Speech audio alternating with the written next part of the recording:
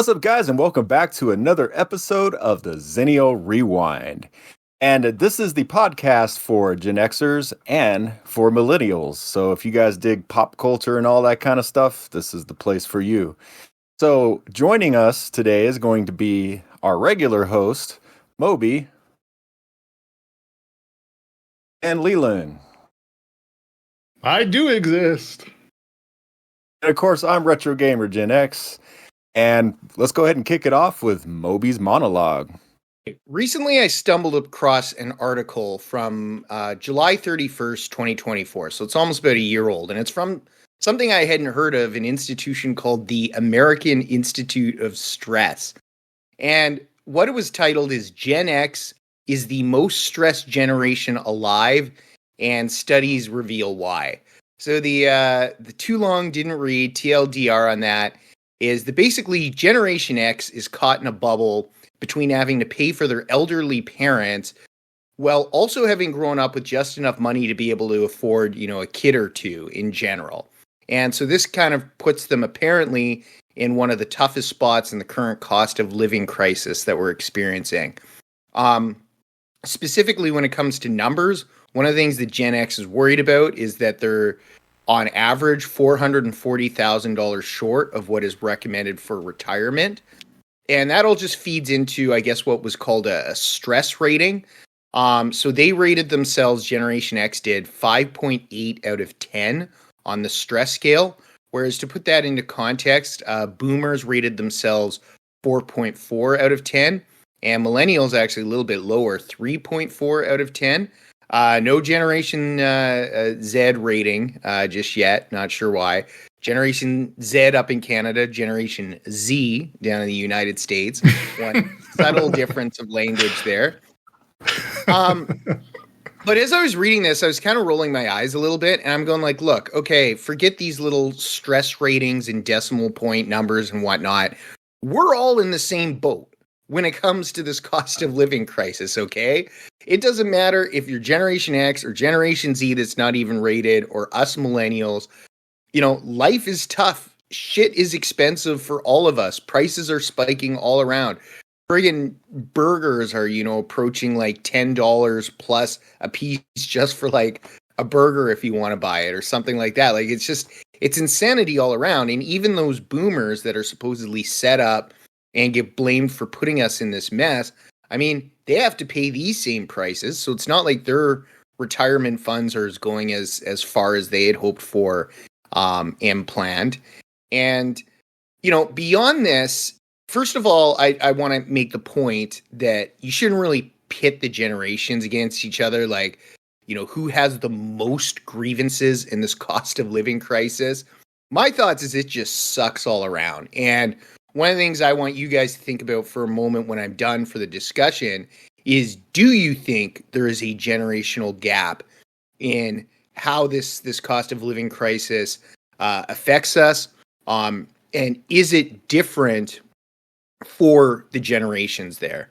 But just to finish off the monologue, like I said, out of curiosity, I did try to look into some inflation for the types of entertainment that we like to discuss on this channel. Now, I'll start off with video games. Video games were everywhere because they're just starting to transition from that model of where, a game was average $60 new. And now, prices are spiking, and there's, people say, well, the industry needs to catch up. Games have not kept up with inflation. So I wasn't really able to summarize any numbers for that, to be honest. But I found a couple other numbers that were interesting. Movies, like going to a theater movies, according to thenumbers.com, have inflated 26% in just the past 10 years. So 26% increase in movies. And that doesn't include these ticky-tack little fees. Like, for example, I don't know how it is in the United States, but up in Canada, where Leland and I are, Leland and I saw a movie last weekend. We saw the Final Destination Bloodlines. When I booked our tickets, I had to pay like a $3 service charge on top of the ticket price, and that's not factored into the inflation. It didn't used to be that way 10 years ago. I don't believe there was that fee because they were trying to get people to buy tickets online. Now, Netflix was the craziest number I was able to find. According to The Verge, in the past decade, the cost of Netflix has inflated by 156%, which that is just no, like say whatever else inflation has happened in the economy, 156% in a decade is insane. I think it said the average cost of Netflix went from $7.99 a month to $17.99 a month in that same time frame. So that's really what I've got for the monologue, guys. What do you think if there's a generational gap when it comes to cost of living crisis? And what do you think about those inflationary numbers when it comes to movies and Netflix? I think, I guess this is also like geographical, but where Moby, you and I live, obviously in Vancouver, Canada, we're in an area of like incredibly inflated housing prices. And I think for like our generation and obviously younger than us, we missed out on getting into the market at a reasonable price, right? And it seems it's very difficult to even break into the housing market without help from like your parents or your grandparents or some type of inheritance or extra funding from a later generation. And obviously that is going to vary, like I said, geographically.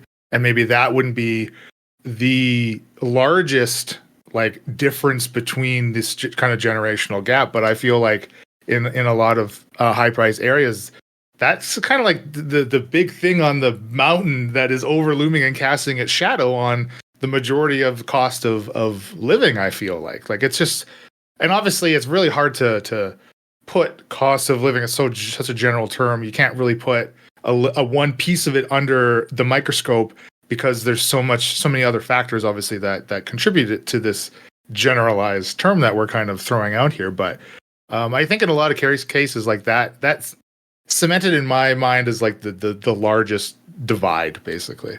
Things have changed tremendously. So I remember back in 2006, I bought a house, and it was a reasonably sized house. It was like 2,400 square feet, had a basement, a huge basement where I had this man cave and everything. We bought that house for $135,000. And then when I ended up selling it, because I got laid off from HP and everything, and we basically had to sell everything. So we ended up having to sell the house too. We sold it for $155,000. That same house right now is worth $375,000. If I would have just waited a few more years, or if I could have, it's insane. And as far as like, inflation, I everybody's being hurt by inflation. It doesn't matter what generation you are or how much you've saved up, because even retirees like my mom and dad, they live off of their pensions basically. And their pensions don't get an increase every year. Like, some people don't get raises every year. And that has really killed them because, like you were saying, the price of a hamburger went from $4 up to $10. I mean, there's some places now that I'm seeing just a single hamburger being $15-16. It's just insane. Yeah.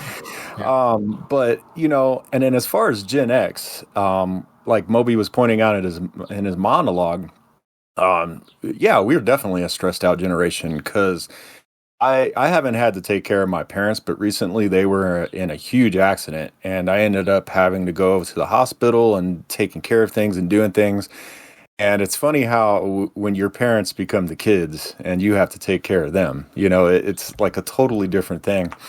But just with them, and having to take care of them and all that time invested in that over the past few weeks, my YouTube production has gone down.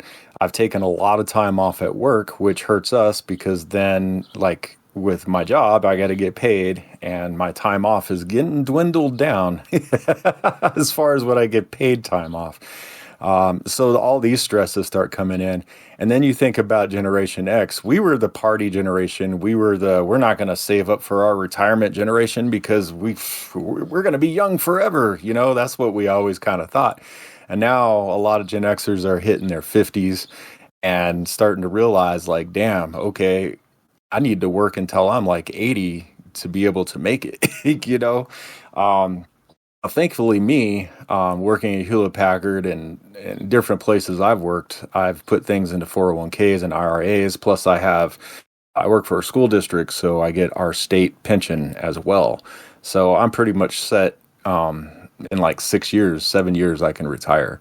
So that's kind of nice. But at the same time, if prices keep going up like they are, there is no way I'm going to still have to work until I'm like 70 to be able to make it when a hamburger is like $50. You know, I mean, what do you do? I mean, it's just insane, guys.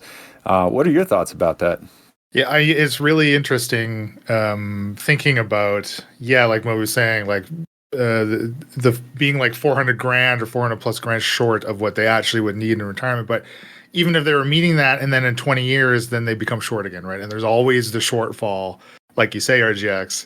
How do you actually make up that shortfall, and how much of it is actually in like a singular person's control as far as managing their own finances? At some point, there just isn't enough for an individual to do for themselves. I mean, obviously that depends greatly upon their circumstances, but I just feel like that just is so common that type of scenario is going to occur. I mean, how the fuck do you get by? You kind of hope that you die before retirement, and then you don't have to put the burden on your kids. I don't know. Like if I had children, I would probably hope I would go before I get so infirmed that I become a burden upon them personally. But you guys have kind of changed my mind just slightly on this. First of all, Leland, really good points about the housing market. I think it's hard to deny that there is a generational gap with housing specifically, because I know how much my mom's house, which is on like a 1/4 acre lot, the detached house, I know exactly how much it was when she bought it and how much she made. Now, I'm not going to say either number, but what I will say the rate is the ratio, which is my mom's salary as a teacher. That house was 4 times her yearly salary, which is pretty fair for home ownership. A ratio of, I guess they would call that like 1 to 4. 1 year's salary, the home is worth 4 years worth of salary. But now that same home, even her salary adjusted for inflation, which I did the numbers, was like 1 out of 20 now. So it's just absolutely insane, specifically on that metric there. And with the inflation, I have investments in stock markets and various mutual funds. And my concern nowadays is like, I see the money growing, but is it going to grow enough to outpace inflation? That's my true anxiety. It's like, it's not good enough that you earn a little bit on your investments each year. They have to somehow earn and then leap over inflation, which is really tough and causes anxiety. Those are really the only other 2 points I have. Yeah, I mean, it's tough, man. Just trying to keep up with inflation nowadays. Hopefully things will get better, in maybe 3 years or 4 years. But, global trade right now with what's going on with the tariffs and all that kind of stuff is really going to hurt not only the American economy, but worldwide economy. So it's not going to be just us. I mean, or generations. It's going to be everybody that's going to be hurt by this. Because really, we live in a global economy now. There's no way to stop that. I mean, everybody trades with everybody. We get plastics and oils and steel and, microchips and all this other stuff from all these other countries. And then what ends up happening is a lot of these places that say it's made in the USA, yeah, it's made in the USA, but all the parts are from other places. They get the parts and they assemble it here. That's what happens. And when you take all that away from that whole line of process, where are you going to get chips? We don't have the manufacturing plants here. I used to do that back in the 90s. With HP, that's what I used to do back then. Instead of IT, is we used to, make microchips and circuit boards and all this kind of stuff. And those jobs went off way back in the 90s, and when we got laid off back then. So, And we really haven't had that kind of stuff here in the United States. I mean, sure, we have some, like Microchip is a company that produces microchips. Imagine that. But they just ended up laying off a bunch of people. They're over like in a town over by 2 towns from me. And we get the news and we can read. It was like 500 people that got laid off just recently because their funding got cut or something like that too. And it's like, when is this whole thing going to end? But is it ever going to get better? Is the prices of things ever going to come down? Traditionally, once things get up in price, they never really come back down. So I think where we are now, we're kind of stuck at these prices. I don't think we'll ever see the prices that we saw like 10 years ago. But time will tell, time will tell. But yeah, it's a scary situation, guys. I have one last thing that I just thought of. I'm going to go into my own Leland's Letrous Lamentations here about talking about things, pricing never going back down. It is where it is. Like out here in British Columbia, we had a carbon tax that had been in place for years and years and years, and everyone hated and everyone bitched. And recently, our new government, after our latest election, part of their platform, and it got removed in the midst of everybody campaigning and blah blah blah. And the week leading into this tax being removed, everyone's expecting gas prices to drop, and of course all the pumps get hiked up pre-tax removal. So by the time that 19 cents or whatever on our liter that it contributes to, it's reduced, and you may see it dip back to what it was, pre-announcement of getting rid of this tax.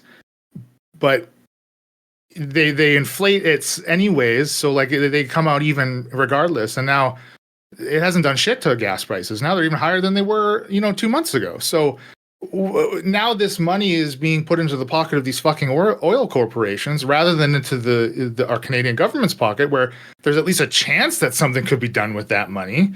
Whether or not it goes into general coffers or however the fuck it worked. But I don't know. It's just bullshit, man. It's just crazy. And so who and where and what is going to be in the power to be able to actually do something that can affect and help us, I guess. So my dad used to be an owner of a gas station. So I kind of grew up around the whole gas thing.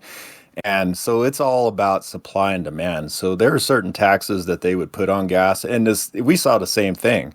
So like the tax on gas would go up. Obviously, gas would go up, but sometimes certain taxes would fall off. And you would think, like you were saying, that the price of gas would go down. However, supply and demand. So now people know gas is cheaper, so they buy more gas. Buy more gas, prices tend to go up. That's like during COVID when nobody was driving, the price of gas went down by, here it was like $1.50 or something. It was amazing at the time because I was still working, so I was like, hell, gas is nice. I still got to drive. But that only lasted for a little while until, of course, demand rose again, and then that's what happens. But it's that whole bell curve. I forgot what the actual name of the bell curve is, and Eco like 101 or whatever. But that's kind of what we're seeing with gas and a lot of other things too. If you guys have noticed, like the price of TVs lately, TVs were real cheap there for a while, but they're starting to creep up in price, and that's because everybody bought an LCD TV. Everybody had one, so demand of LCD TVs went down. It was only those people that wanted to get the newest technology when it went from 1080p to freaking 2K to 4K to Ultra K to, whatever K the hell they got nowadays. But a lot of people didn't buy into that. And so the cost of TVs has been slowly going up and up and up as, that demand, as their older TVs are now dying and people have to buy them now.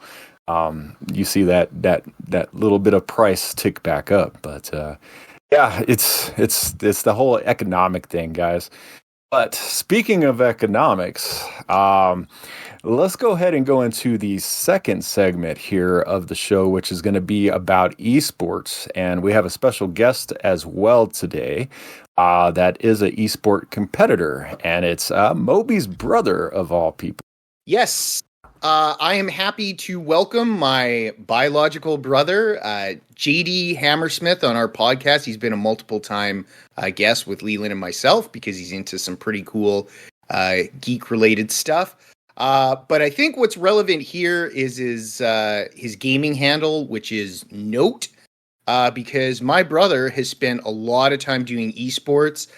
He was a semi-professional Counter-Strike player. I like to take too much credit that in the summer of 2003, he saw me playing Counter-Strike version 1.6 off an old CD. I was semi-professional for the month of August of 2003, 1 month, and played some games where it didn't do particularly well, but hung in there, had some fees paid, and then he saw me play and said, "Hey, can I learn that? Can I take that CD?" And he's like, "Yeah, whatever. I'm done with this esports thing." And then he really took off with that thing. And we're all old here now. It's amazing to think he's been playing over 20 years. But he's going to share some light on esports, the development, and where it is today. So welcome, nOte. Welcome on board. Appreciate it. Thanks for having me here, gentlemen. Well, nOte, why don't we start with just like how you have seen esports develop from like when you started relatively 20 years ago. And I understand you have some thoughts on just like how crazy the growth has become. Yeah, it's definitely changed a bit. I know you mentioned 2003 when you were playing Counter-Strike 1.6. I remember being in grade 12 in 2005 and hanging out in the tech lab of my high school with other gamers at the time. And at that time, it was still viewed as incredibly nerdy. There's no future with gaming. You're wasting your time. It is like one of those dead-end hobbies. Girls didn't like it. It was just one of those, one of those hobbies that was just kind of niche and geeky. And then since 2005, fast forward to 2025, obviously the industry has changed immensely. So one of the games I was really into for a while outside of Counter-Strike was League of Legends. It's a 5v5 MOBA. You play on the same map every single game, very similar to Dota. Riot Games is the creator. You only play in their client, their central client. And the first League of Legends World Finals tournament hosted in a building that seated 2,000 people. And I believe there was about peak 200,000 viewers online. So it was really big for the time. And this was in 2011. And so fast forward 14 years, I've been playing the game almost the entirety of its life cycle. I just bought tickets to a tournament here in Vancouver called the Mid-Season Invitational. So how the structure of the competitive play works is that you have one global league and each region is represented. Asia, Oceanic, so like Australia, you have Europe, you have South America, you have North America. They all play on Riot Central Client. They all compete through the year. You have your regional winners. Halfway through the year, the top regional winners go play what's called the Mid-Season Invitational, which is hosted in Vancouver this year. And just that tournament alone, which is the Mid-Season Invitational, is a 14-day tournament at the Pacific Coliseum, which seats probably about 16,000 people. Wow. So we're going from a one-day, 2,000 capacity tournament in 2011 to just the Mid-Season Invitational this year, which is a 14-day tournament with 16,000 capacity for each event. So just to put that in some perspective. You know, there was something cool that you showed us yesterday, which I think factors into this growth. You showed me a commercial on YouTube that I hadn't seen. I think it had a streamer named Speed, if that's correct. And he was like, it was like for, I think, Dick's Sporting Goods. You mentioned this. But it's like there were all these other famous people, but they were like the accessories to Speed. Like the commercial was about the esports guy. And it's like everyone else famous was just supporting him. on this commercial. Yeah, Did you know? Because he was also on Raw recently. Yeah, right. He was. So in February 1st, WWE had their Royal Rumble event, and I'm not sure what capacity I Show Your Speed has with WWE or whatever, but WWE loves to basically pull in and cross promote with whomever they can. I mean, recently they had a few NBA players on. They had some announcement of some collaboration between the NBA and the WWE. So I guess he was there backstage or something, and like another wrestler was supposed to go on, but he got like jumped as from some storyline, so they subbed him in randomly. They like, get out there, Speed, get out there. So he goes into the ring. He gets his little, 5-minute spotlight, pulls off a few moves, and then just takes the most brutal spear. Like everyone thought he was dead. The spear was so brutal from Braun Breaker. It was nuts, absolutely nuts. So that is the only reason I know who this guy is, because of the Royal Rumble. I've seen the clip, and I don't know if he was trained to take a hit. So you said it was Braun Breaker was the wrestler who hit him? I believe it's Braun Breaker, yeah. And like, so Braun, when he spears, he goes completely horizontal, like literally, and he will leap like 20 feet to hit you with these spears. Like, it is nuts. The man is, they call him, he's like the badass dog or something. He likes to bark a lot. It's just insanity. It's so good. Well, I saw the replay of that hit, and basically this wrestler's shoulder just lands on his jaw. It looks like Speed should have been concussed, and I think he was pretty injured. And I'm sure that wasn't scripted, but I digress. So he was in this Dick's Sporting Goods commercial. I just randomly saw it the other day while I was watching one of the hockey games or something. So in the commercial, you have Kevin Durant, who's a 2x NBA champion, 2x NBA final most valuable player, NBA entirety most valuable player, 15 times NBA All-Star, NBA Rookie of the Year 2008. This guy has as many accolades as you could think. The other athlete in the commercial is Tom Brady, 7 times Super Bowl champion, 5 times Super Bowl MVP, and his list of accolades is almost infinite. He's the GOAT of football. And then you have Speed, a streamer known for playing NBA 2K and FIFA, who's become like a heavily followed personality globally. And Speed is actually the star of the commercial, and Tom Brady and Kevin Durant are supporting actors to him. So just to put into some perspective how insane and how widely adopted esports is nowadays compared to back when I was in a tech lab in 2005, having to hide because it was embarrassing because gaming was so frowned upon back then. So when I think of esports, you think of like the competitive nature of it now. Back when, like my old school days, we used to have competitions. The first competition that I ever went into was something locally here to go to Las Vegas. So I'm sure you guys saw the movie The Wizard with Fred Savage and all that. Essentially, that's kind of what it was. It was this competition where we went to the city auditorium. They had it all set up with all these freaking, Nintendos and stuff. And whoever got the highest score on I think it was Mario 2 was one of them. How was the other games? I can't even remember. It's been so long ago. I think Zelda was one, and you only had like a certain amount of time to be able to get so many points or so much level ups or whatever. But I didn't do too well. I was kicked out within like an hour and a half or something like that. But it was kind of cool because the people that did win ended up going to Las Vegas. I don't know how they did or anything, because stuff like that wasn't broadcast on the news back then. It was like you were saying, it was the nerdy thing, the nerdy kids did it, that kind of thing. But yeah, I mean, that's how esports kind of started. If you guys know who like Billy Mitchell is, I mean, even before like the Nintendo thing, they had those competitions with Twin Galaxies. Before it was even like the record holding place, it was just an arcade. But Billy Mitchell and all those guys that did that back in those days. It was kind of cool. They have that picture of like them in front of the arcade with all the machines and the cheerleaders out there and stuff. But yeah, it's kind of cool to see how esports has evolved and how that competitive nature has really taken off and how it's a moneymaker and people can actually, star in commercials with Tom Brady and stuff like that. That's amazing.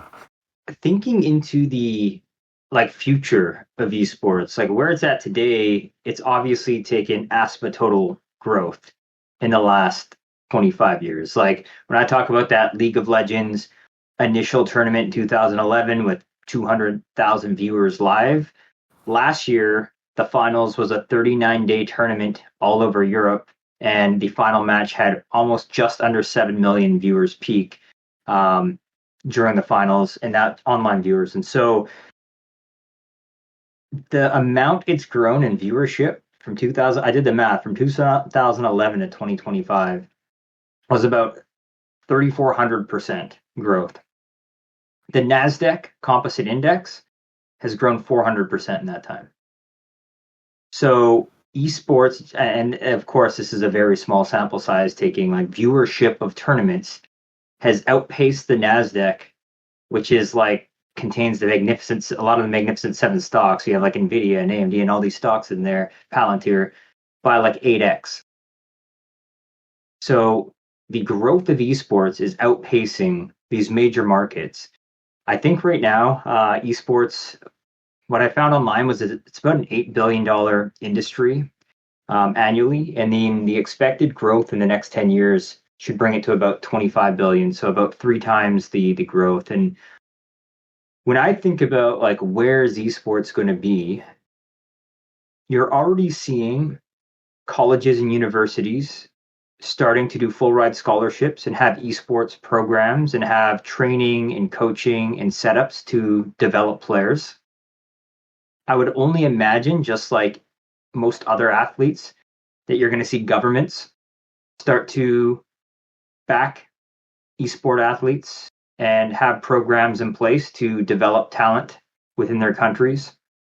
I think you're going to see professional gaming academies and training platforms really blow up to start to train kids at a young age to be esport athletes. Because just like when a parent would put their kid into t-ball and baseball when they're 4, 5, 6 years old, the money is going to catch up and balance with a lot of these other pro sports, where it would make just as more sense for your kid to play an esport, which is way more accessible and easy on a parent to put them in a room and have them playing a game than driving them out to baseball for late night and early morning practices and stuff. So I think what you're going to see is this further blend of esports with traditional sports and pop culture and media, and it's just going to become an absolute staple of mainstream entertainment. In fact, it will likely surpass a lot of these sports we have, domestic sports like hockey and basketball and stuff like that. I would assume, because esports is so globally accessible, your genetics, your height, that doesn't really play into effect. There's no limiting factors to you as a player, that you're going to see it become so wildly competitive. There's going to be so much money pumped in. I was just curious. So I looked at who's one of the top young sort of Gen Z actors right now in Hollywood. And I thought Tom Holland, who is just in a lot of great A-list blockbusters right now. Now, I'm sure online sources don't do justice to the net worth because it seemed low, but I looked up his net worth and it was 25 million. And then I looked up a couple other big streamers like Aiden Ross and Speed and some of these guys, and it was exactly the same, 24, 25 million. So you already have these celebrities that we would perceive as the biggest, richest, most popular, famous celebrities on the planet being matched by esport players today, and esports is only expected to grow 2, 3, 4 times in the next 10 years. So the esports players that are famous are going to be making 2 or 3 times the money as the biggest Hollywood actors, if that forecast is correct. It's hard to shoot down your prediction because the industry is now showing that there is money there to be made. So of course, all of these other things will follow because they just chase the money. That's the reason that these educational institutions can offer scholarships, because there's additional revenue for them that come through it, right? And giving people full rides. And you talk about accessibility, like how much higher is like a 6 or 7 year old's chance of becoming a professional esports player versus that same child attempting to become some type of professional sports player, regardless of what sport it actually is, right? How much higher percentage do you think they have a chance to actually succeed when you talk about accessibility, or at least the very least perceived accessibility within this industry? And yeah, I don't know how do they really like forecast the growth? Like, where is somebody actually like predicting, okay, I believe this is the ceiling for our industry. It's going to take us X amount of years to get there, right? Like, where is the ceiling? Because you talk about all these big sevens, like the NVIDIA and stuff. Like, do they believe they have a ceiling? Like, where's their ceiling? So how much higher is an esports ceiling, or how much lower is it versus some of these? So who is out there predicting, and how do they actually predict that? Like, it just boggles my mind how all these projections actually come out to be, make some type of sense. The way I would look at it too is that like esports to me still feels like it's in an infancy stage. Like, yeah, it's grown a ton in the last 15 to 20 years, but I'd say the average person still doesn't know what League of Legends is. A lot of young people would, or they've heard of it. Counter-Strike, Valorant, Fortnite. Most parents probably know Fortnite because their kids are playing it and stuff like that. But some of these games aren't yet like global household names. Everyone knows what tennis and basketball is. And so I think there's still so much more exposure that's going to come into the field as well, on just everyone knowing not only the e-sport, but also the big names. Like, for example, taking Korea as a sample size, if you're an esports player in Korea, you are absolutely, without a doubt, an A-list celebrity. Everyone knows who you are. You are on advertising, you are on billboards, you are in commercials. That's not yet quite the case in North America. I mean, we've had the one Dick's Sporting commercial with Speed in it, and that's like the first one that I've seen.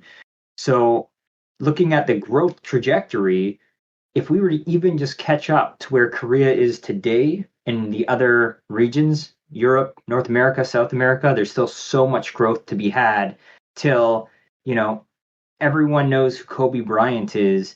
There's going to come a time in North America where everyone knows who the next generation pro gamer is, because they are seen in commercials and billboards and trailers, probably be brought into Hollywood and all these like mergers of pop culture again. And we're not even close to that yet. And so I think that plays into a bit of the equation of like where we could potentially get to. And there's nothing really slowing down esports. It's not like governments are trying to block it. It's like there's more tailwinds, I'd say, than headwinds in its growth trajectory. Right. Yeah. There's far less barrier to entry, as you've already stated. And also talking about like kind of generational divides here, kind of a theming for the front end of our show.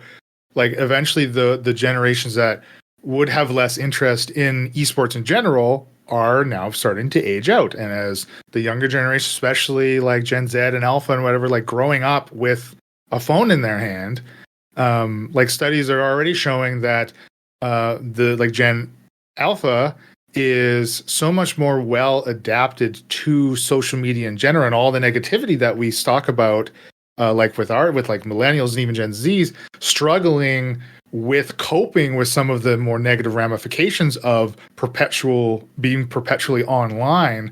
I think that's going to also play a huge part into it, right? Like, it's just going to eventually become, like you say, normalized. Like you say, everyone knows, okay, tennis, you got a racket, you hit a ball. Oh, League of Legends, I pick my champion and I'm going to go on down lane A. That's my job. You know what? Like, yeah, it kind of makes sense to me. It really does. And I think it opens doors like for exposure to the young athletes. So if you think about the biggest up-and-coming Premier League European soccer player who's 10 to 12 years old right now, no one has any idea who this kid is, because they're out on a field practicing in an academy right now, studying, and there's no exposure to that player. Whereas when you look at esports players, you're going to have these 10, 12, 14, 16-year-olds who, while they practice, they live stream. So they get exposure to them and their journey, and they start to build a following and a personal brand.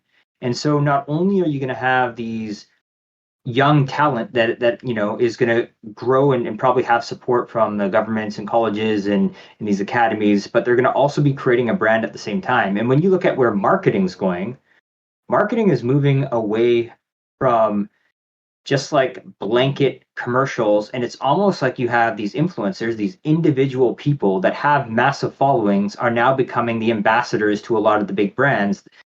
That's why influencing is a job now. I remember, I don't know where it was, and this is like complete verbatim, but I remember seeing it was like some interviews to these like young Gen Zers who are, maybe grade 9, grade 10, asking, what do you want to be when you grow up? And like 8 out of 10 of them were like influencer. Like that is now a career path. That's what they want to be. They want to create a personal brand. You have major clout. I have nephews and nieces that are in high school right now on my wife's side of the family, and they literally know by name every single person that has the most Instagram and TikTok followers in their school, because it is like a major status point now.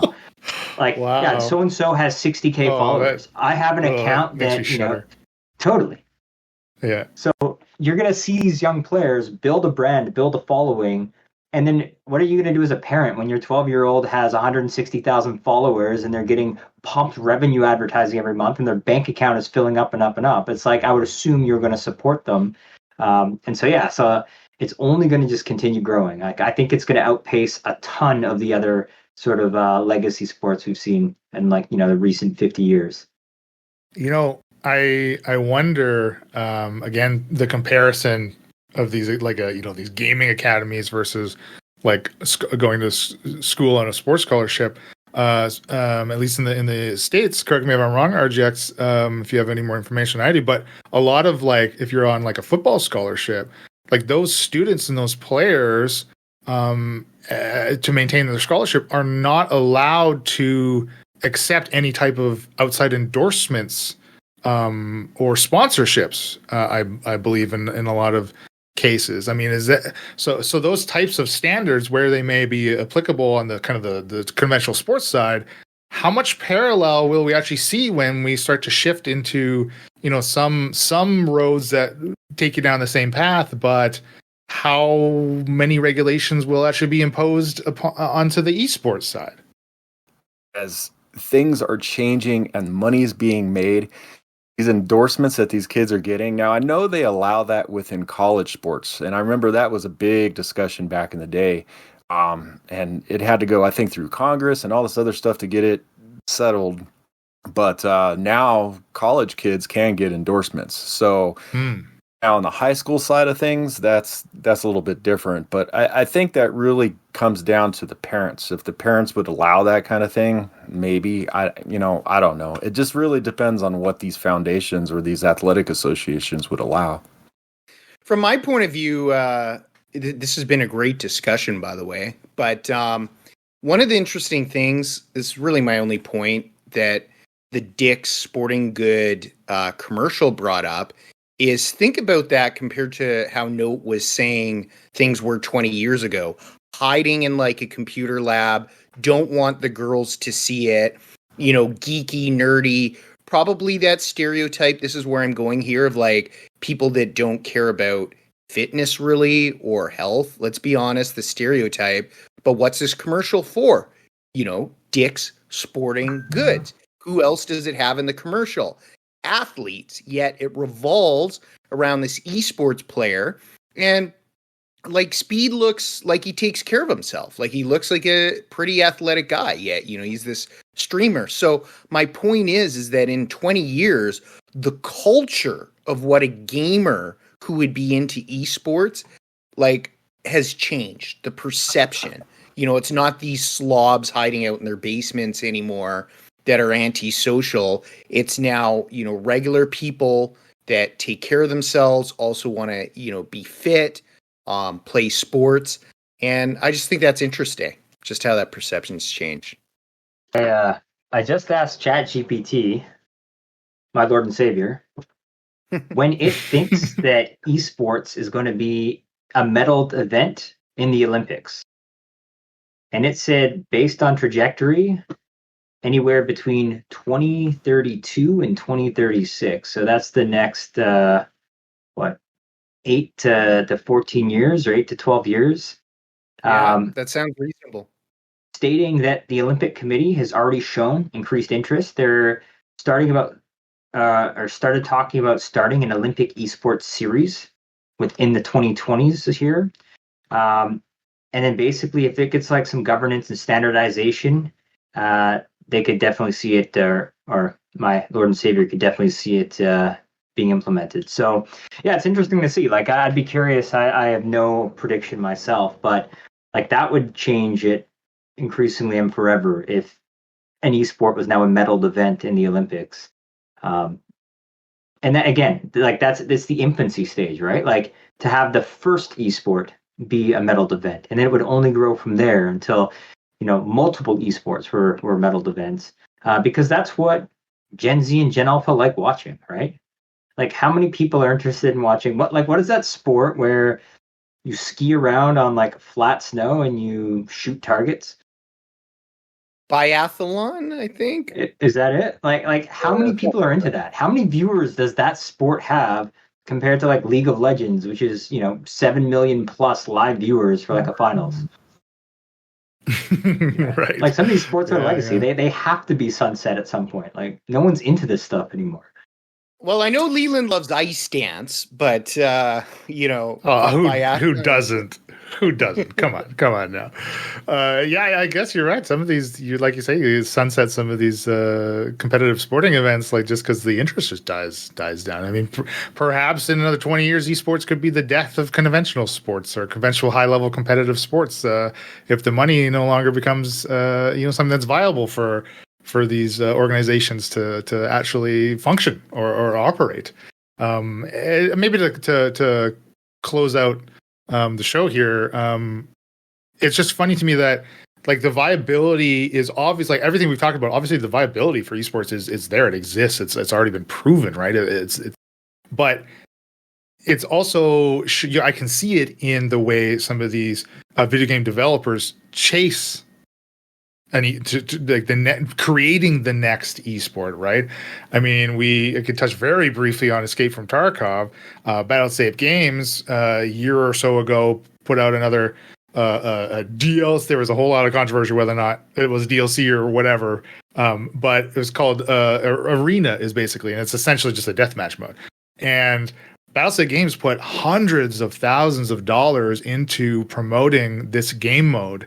They, took their tour across North America. They're, a Russian-developed company, but everywhere they could, they've had huge booths at every convention you could think of to promote this stupid game mode that ultimately immediately fell flat on its face.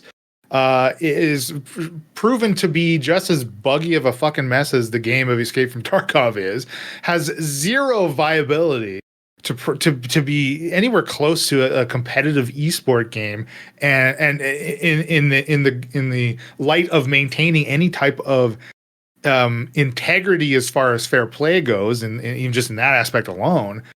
But all Battlestate Games sees is that it's their path to monetization, as now they've implemented battle pass systems into it very recently, which, I have nothing against battle passes. Again, if you create the option for people to opt into it and contribute monetarily to your game after the initial purchase, I have no problem with that, as long as you're not gatekeeping things behind the paywall for the majority of your player base. Nothing wrong with that in my view, but it's just... Yeah, it's just funny. Like even I would never have imagined when I first started playing Escape from Tarkov, this PvP survival extract experience, that Battlestate Games would want to be getting into and promoting some type of esport very heavily related to this game that they're known for. It's really funny, and I just see like clearly, this is something for these studios and developers to actually reach for and aspire to in hopes of monetary success for themselves.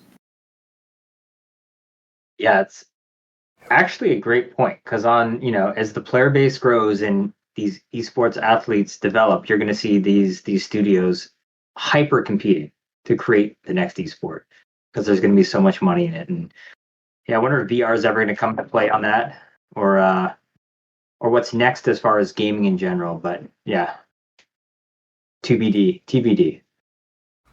Absolutely. And I think esports is just going to keep growing, and people are just going to keep contributing to it, and companies are going to keep investing in it. We're going to see a lot more commercials. We're going to see probably a lot more broadcasts of these sports on television as well. I definitely think it's going to be something that just continues to grow.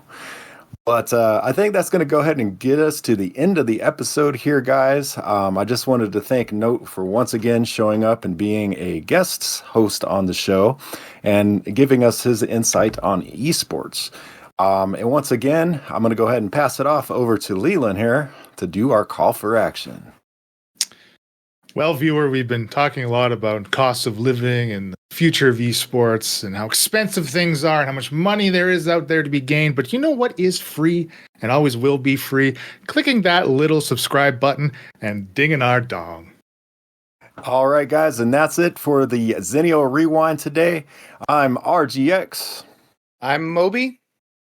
And I'm Leland Steele. And I'm nOte. Thanks for having me, gentlemen. Absolutely. And you guys have a great one. Peace out. Thanks, RGX. And thanks to all the viewers of the show. If you like what you've seen, don't forget to hit the like, subscribe, and the notification bell to get notifications when we drop our next show.